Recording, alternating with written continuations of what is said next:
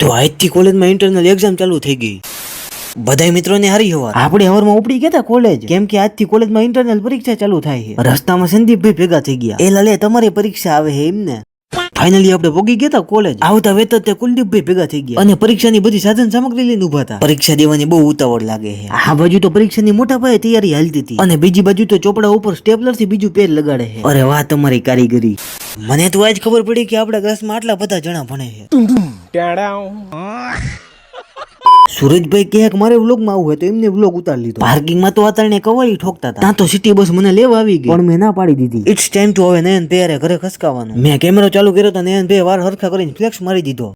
Direct રાતે આપણે બે ગયા હતા અસાઇનમેન્ટ લખવા માટે. એમાં પાછી યાદ તો અસાઇનમેન્ટ લખવામાં હરખાઈની ભી પડી હતી. પરીક્ષામાં પાસ થવું હોય તો અસાઇનમેન્ટ લખવા પડે ને મિત્ર. અસાઇનમેન્ટ લખતા લખતા 11 વાગવા આવ્યો, પણ અસાઇનમેન્ટ પૂરું થવાનું નામ નથી લેતું. બીજાથી ડાયરેક્ટ ખબરમાં ચેતક ખસકાવીને આવી ગયા હતા કોલેજ. આવતા વેત તે શાર્દુલભાઈ ભેગા થઈ ગયા અને રાહુલભાઈ તો કેમેરા હારે ભટકાઈ ગયા. હાલો હવે જવાનું હતું અંદર પરીક્ષા દેવા માટે. પછી બધી સાધન સામગ્રી લઈને આવી ગયા હતા અંદર. તો ફાઇનલી મિત્રો આપણે પેપર દઈને આવી ગયા હતા બહાર. પણ 1 મિનિટ આ બાજુ કોણ ઊભું છે? કેમેરો ચાલુ કર્યો તો આ તણે મોઢા હાંતળી દીધા.